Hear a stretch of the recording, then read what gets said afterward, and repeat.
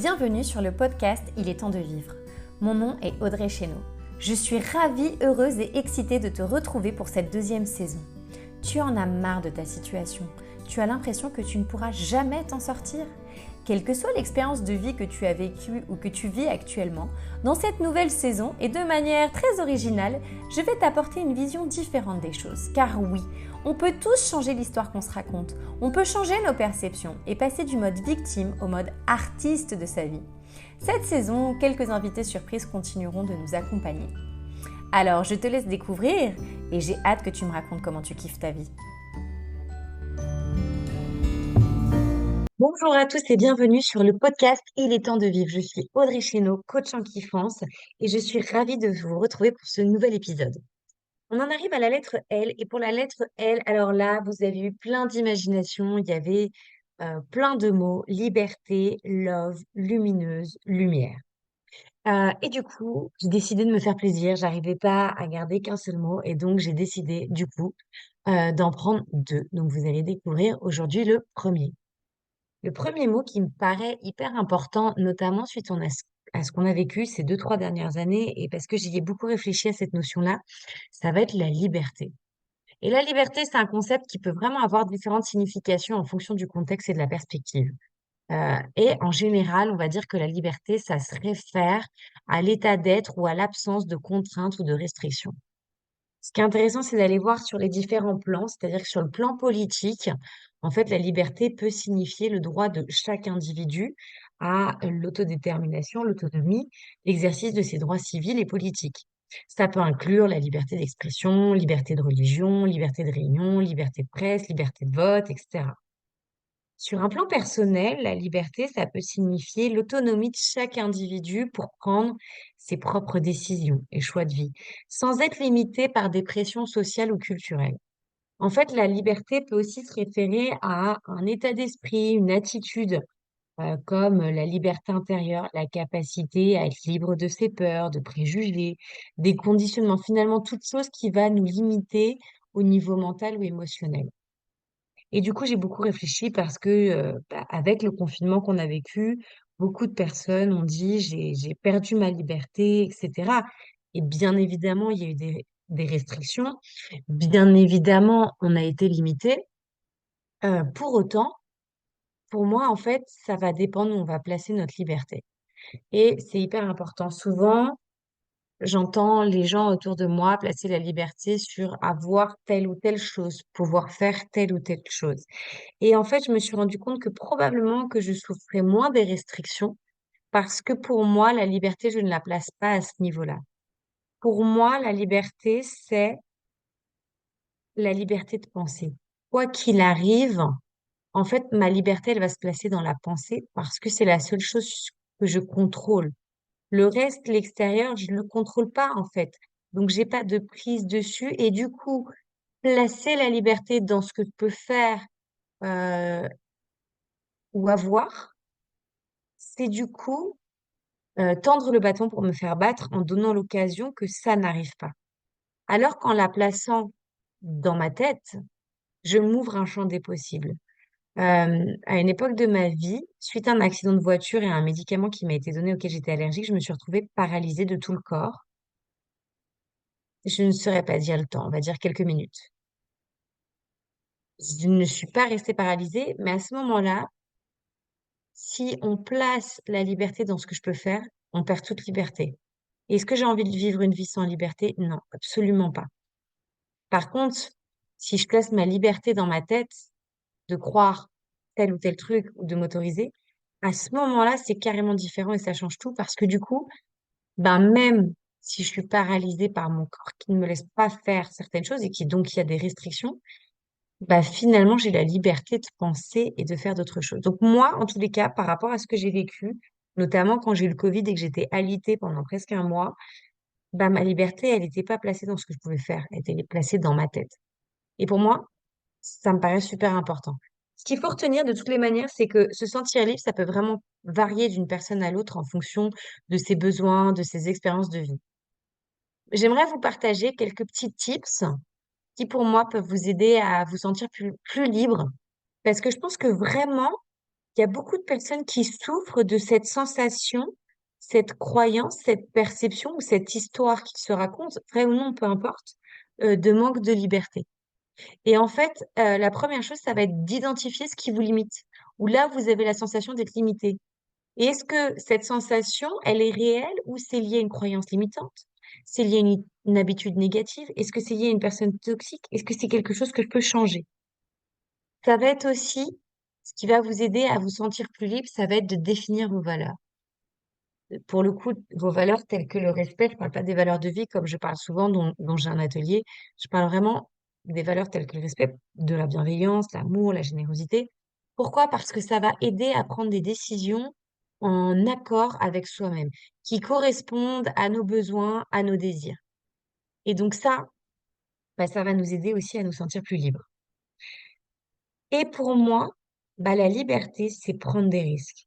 C'est accepter de sortir de sa zone de confort, l'agrandir comme je préfère le dire, pour expérimenter, explorer de nouvelles possibilités et finalement nous donner la liberté de découvrir de nouveaux aspects de nous-mêmes, qu'on connaît ou qu'on ne connaît peut-être même.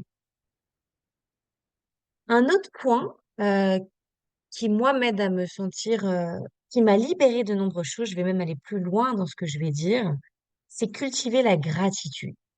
C'est apprendre à apprécier ce qu'on a déjà, à être reconnaissance des choses positives de notre vie. On a tellement tendance à trouver l'herbe plus verte chez le voisin, sauf qu'en fait, on veut l'herbe du voisin, mais on veut pas les problèmes ou la rigueur ou la discipline qui va avec l'herbe verte du voisin. Et je sais que, par exemple, j'avais envie de certaines choses et j'allais dans des endroits où j'étais: «Ah, ce serait trop bien». Et aujourd'hui, j'ai pu, finalement, cette espèce d'emprisonnement face à cette envie, parce que j'ai suffisamment de gratitude pour ce que j'ai dans mon quotidien, d'avoir une maison telle qu'elle est, d'avoir des enfants, et cetera, et cetera. Et ça m'a énormément aidée. Et quelque chose qui nous ramène à la liberté, quand on est surtout dans une période de tumulte, je pense par exemple peut-être à la période où un de mes enfants est hospitalisé, bah, ça va être de vivre dans le présent, de se concentrer sur l'instant présent plutôt que de se préoccuper du passé, finalement qui est passé, qu'on peut plus changer, ça sert pas à grand-chose, ou de l'avenir qui n'est toujours pas là.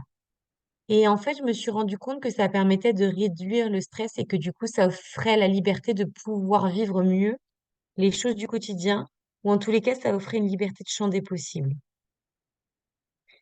Et ensuite, moi, je pense que favoriser l'autonomie, son autonomie, aide à la liberté parce que plus on prend le contrôle de notre vie, alors je n'aime pas trop ce mot, mais plus en fait on va être le leader de notre vie, plus on va s'occuper, prendre en main notre vie, et ben plus on va pouvoir faire des choix qui nous conviennent, sans laisser notre vie dictée par les autres parce que tu comprends qu'est-ce qu'ils vont penser de moi, etc. En fait, on va se sentir plus libre de nos actes, plus authentique, plus nous-mêmes. Donc pour moi, finalement, le fait de se sentir libre, ça implique à un moment d'être un leader de sa vie. Ça implique d'être vraiment le scénariste de sa vie et de faire des choix qui sont en accord avec nos valeurs, qui on est, euh, libérés de nos croyances, de nos peurs, qui sont vraiment en lien avec nos désirs. La liberté, je me suis demandé après pourquoi ça affecte autant de gens. Si ça affecte autant de gens, c'est que la liberté, elle est vraiment importante pour nous les humains. D'ailleurs, en France, on dit bien liberté, égalité, fraternité. Ça prouve l'importance de ce mot dans notre vie d'humain, ou en tous les cas dans cette incarnation. Et en fait, ben, la liberté, d'une certaine manière, elle va nous permettre de réaliser notre plein potentiel. Pourquoi? Parce qu'en fait, quand on va avoir la liberté de choisir nos propres actions, de prendre des décisions qui correspondent à nos besoins, à nos désirs, ben, on est plus susceptible de réaliser notre plein potentiel et du coup de trouver un sens à notre vie. Donc c'est hyper important de trouver un sens à sa vie, trouver un pourquoi. Je sais que le jour où j'ai trouvé mon pourquoi, waouh, je me suis vraiment sentie mais libérée et je me suis dit: «Tiens, c'est un premier pas pour pouvoir libérer mon plein potentiel». Et puis je trouve que quand on a cette sensation de liberté, on est beau. Ça favorise la créativité, l'innovation, c'est-à-dire on a cette liberté de penser, on va s'exprimer, on va créer, on va avoir Alors moi, je sais que j'ai ma bras droit, Natacha, qui me dit: «Oh, mais tu t'arrêtes jamais? C'est une idée par seconde». Bah ouais, je m'offre cette liberté de me dire: «Tout est possible» et de créer en fait, je me réprime pas, je me censure pas. Bon, il y a des fois, je suis quand même obligée de ralentir la machine, mais globalement, bah, c'est juste énorme tout ce que ça amène sur un plateau pour moi. Après, à moi de faire le tri et de voir ce qu'il faut garder. Et puis, je trouve que la liberté, effectivement, elle est essentielle à notre bien-être et on l'a bien vu avec le confinement. D'où l'importance pour moi de la placer en tous les cas au niveau de la pensée ou en tous les cas sur des choses que je contrôle. C'est vraiment cette idée, voilà, qu'on va pouvoir vivre selon nos propres valeurs en étant plus susceptibles d'être heureux et de nous épanouir. Donc du coup, si je place cette possibilité de vivre en fonction de mes pensées plutôt qu'en fonction de ce que je peux faire, bien sûr que je vais me sentir plus libre si je peux faire ce que j'ai envie de faire. Mais si je le place dans bah, en fait, ma liberté se situe dans mon attitude, dans la manière dont je vais faire face aux choses. Waouh, bah là, ça peut être vraiment exceptionnel. Et puis, c'est ce que je vous disais, au fin fond, la liberté, elle est tellement importante pour nous parce que c'est un droit fondamental. C'est un droit de l'être. Il y a des lois pour ça. Le droit de vivre notre vie sans être opprimé, limité par des forces extérieures. On peut revenir sur le droit des femmes, sur le droit des immigrés, les Noirs, etc. Je veux dire, ça va très loin et je pense qu'il y en a certains pour qui la liberté est même une valeur et ça va très, très loin. Donc la liberté, finalement, elle est importante parce qu'elle nous permet de vivre pleinement notre vie, de réaliser notre potentiel, d'être créatif, innovant, de favoriser notre bien-être, heu et de préserver nos droits. Et en parlant de liberté, j'ai une immense gratitude qui me vient envers mes parents. J'ai vraiment une grosse gratitude envers mon père et ma mère. Heu, je me suis toujours crue libre de faire ce que je pensais, comme si tout était possible et c'est vraiment grâce à eux. À aucun moment, ils ont réprimé mon envie de partir en Espagne, de faire, cytologue à la fac de droit, enfin à la fac de bio, puis de changer pour partir, sur psychomode. Je veux dire, je leur ai même dit que je voulais être pompier. Je fais à aucun moment ils ont réprimé ou interdit ça. Ils m'ont laissé cette liberté et je pense que c'est pour ça que je suis quelqu'un qui se sent profondément libre, parce qu'enfant, je ne me suis pas sentie limitée. Il y a certaines choses pour lesquelles, oui, je me suis limitée, mais c'était lié à mon choix, mon interprétation. Mais je suis quelqu'un qui se sent profondément libre de faire tout ce qui lui passe par la tête, de croire aux choses qu'elle a envie de croire, même si pour les autres, ça peut paraître, naïf. J'ai cette vision d'enfant où tout est possible. Le champ des possibles est illimité et du coup, la liberté est illimitée selon où on la place.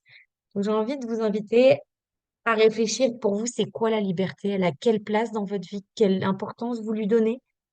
Parce que c'est vraiment quelque chose qui peut profondément changer votre quotidien. Et je pense que pour ça, les enfants, c'est des êtres tellement purs qui se sentent tellement libres que ce sont des super coachs pour ça. Pour nous montrer le chemin de la liberté parce qu'eux, ils se sentent libres de tout faire, de tout dire. Hem, du coup, c'est des vrais petits mentors par rapport à ça. Je trouve ça hyper intéressant. Donc voilà, je vous invite à la réflexion, puis je vous retrouve bientôt pour un nouvel épisode. À bientôt!